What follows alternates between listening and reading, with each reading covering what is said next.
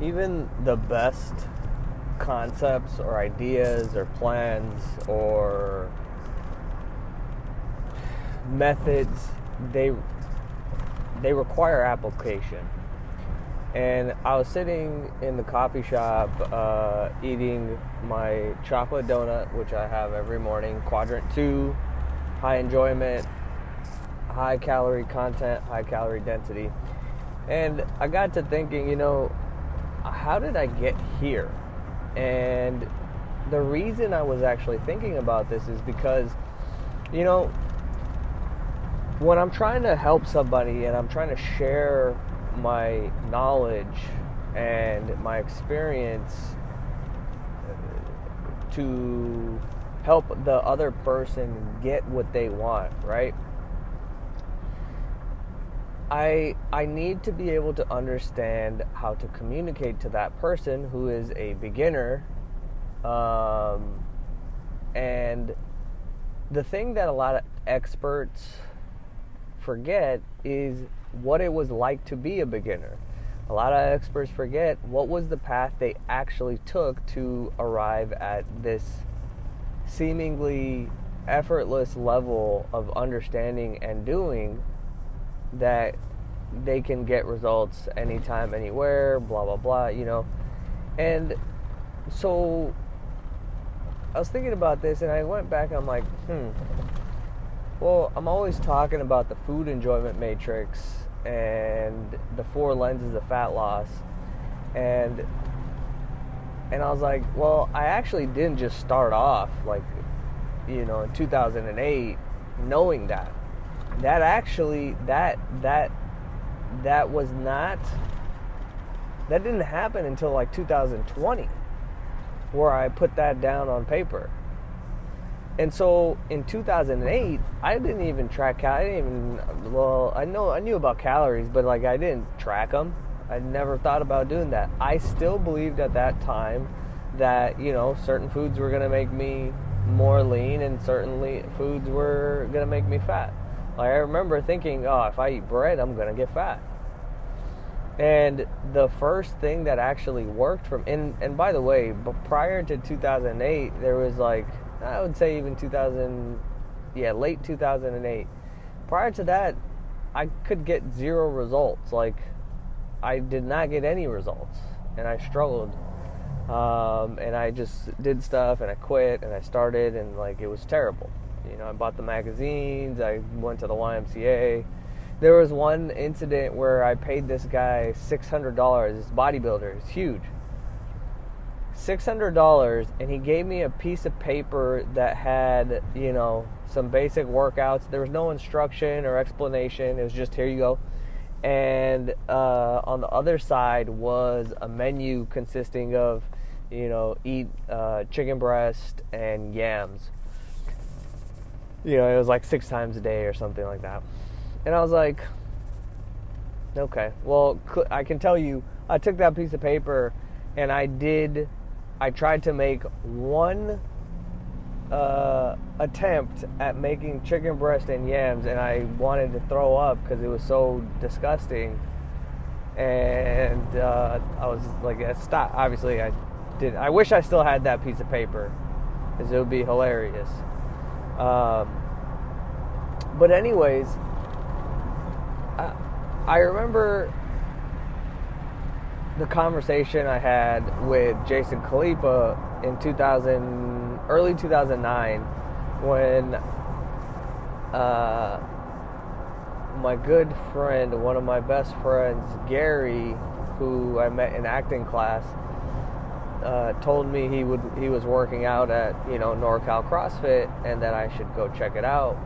And at that point, I was skinny fat, I was injured, and I called Jason, and he goes, "Yeah, dude, just come in, I got you." And I went in, and within 3 or 4 months, for the first time in my life, I had abs. For the first time in my life, I was strong. I was no longer in pain. And so the first ingredient that I found was that you got to go to somebody who cares. because even though I didn't know all the technical details and all the insight that I have on training and lifting I do now, Jason cared. The coaches there cared. And that was the missing ingredient for me. Because when somebody cares, you start to show up enough to start to even find out. Like, he built a community that their idea, and this was all based off of him and his passion, and people were drawn to that. And this community cared about physical well-being. They cared about, their idea of a good time was hanging out at the gym or doing physical activities versus getting wasted and getting drunk or going out to the bars. Which, you know, on occasion, some people got drunk and some people went out to the bars and whatnot. And it's not to say that that's prohibited, but that was the side, that was like the bonus, that was the extra. What the main course was all the time was physical activity, right? And so, all that being said, those two pieces, a coach who cared, a mentor, a guide who cared, and then a community where it doesn't even need to be like, oh, you're a big part of the community. It's just when you're around people that you can connect with who are looking to do a certain thing, you're gonna experience certain outcomes, dude. Shout out to all my Dudesy fans, the PODs, pals of Dudesy. But that was the start. And then, you know, so, and here I am during those 4 years or 5 years where I didn't know about calories. I wasn't tracking calories. I was just eating what we all ate, which was meat and vegetables, primarily meat, because I didn't eat a lot of vegetables, I'll tell you that. But it worked. I got super lean. And then the next coach who really changed my life, who really cared, we had conversations every week, you know, check-ins every week, where we would talk about lifting and food, but it was more than that. It was talking about, you know, life. It was talking about the parallels, the similarities, the patterns of how to live a good life, really, and just using, you know, lifting and the body as a vehicle, as a metaphor, as a vehicle to do that, right?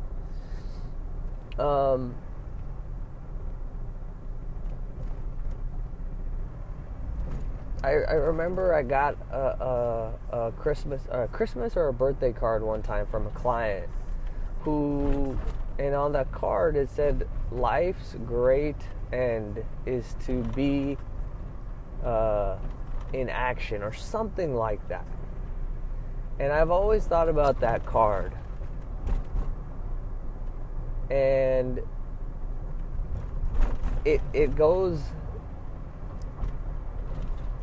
perfectly with what I'm saying, is that, you know, the meaning is what you put on it. And, you know, all work is God's work, and real meditation is getting involved with life. Real meditation is getting busy living life, right? Obviously, I mean, I can't speak for others, but what I have seen and what I have experienced myself,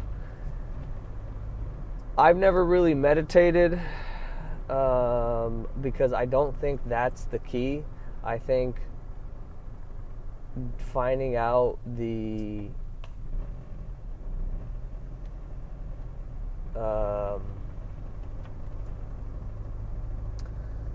most useful patterns in life is really the key, and developing the operating system that allows you to close the gap, and then getting busy living and doing that. right? And so, anyways, that's a bit of a tangent, but, so Alberto was the person who said, hey, okay, track calories. And so circling back to the main point of like, how did I actually get here where I can eat anything, anywhere, which is what I call phase 3. Again, like all these definitions and like structures that I've written down over the last 2 years, they're actually a byproduct of actually counting calories and tracking food, measuring and tracking food for a decade. So that was 2013 and it's 2022. So almost 10 years now. And it wasn't until 2020, late 2019, where I started to get, it was 2020. So 8 years later where I put to words how I was thinking about food. But how I was thinking about food came out of 8 years of tracking, 8 years of measuring. So, my original thought or point with this is like we go around and we see all these ideas that make sense and concepts that are really speak to us and we know, okay, this is what it is, but they still require application. So it might not take you 8 years to figure out and make sense of the food enjoyment matrix. It might take you one. But for that one, you still have to measure and track your food. You still have to apply. And so the application part is so simple. You don't need to force understanding of the concept. You just need to get busy living in the doing of the thing, which will slowly deepen your understanding of those concepts. And that's where the meaning comes from. That's where true understanding and wisdom and knowledge comes from. And so, I see the same parallel in all areas. And like, I always understood all these business concepts. I could pick them up quickly, but I never really applied them in the same way I applied my diligence in measuring and tracking my food. So yeah, it made sense to me, but then I couldn't say that I had the results that would reflect that. And in the last 3 or 4 years, as I was like, okay, well, I'm not getting the results I want. I'm frustrated about this. But what's the pattern here? Okay, well, I haven't applied, the measuring and the tracking the way that I did in food for long enough in this area. So let me do that. What does that look like? Right? And it's very difficult to do all this when you have a unpleasant attitude towards yourself. You have to be nice to yourself. You have to be kind to yourself. You have to be forgiving of yourself. So then you can put down all the shackles of shame and guilt and regret and blah, blah, blah, which then frees you to actually do the thing.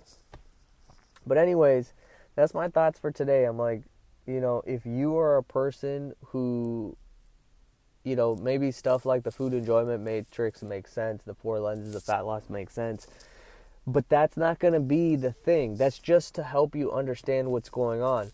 The thing that you have to do is to go track calories, because then you'll have true understanding. Measure your food, track your food, and then you will see how powerful the food enjoyment matrix is. That's the order of sequence. And I'm really glad I needed to get this out of my head, because now I can write about this a little bit even better, because I want to be able to, I need to remember what it was like to be a beginner so that I could give the right information. And the most important thing for you, if you're a beginner, is going to be to measure and track food. If you do that long enough, that's all you have to do. If you do that long enough, it will become effortless. It will become effortless. Alrighty.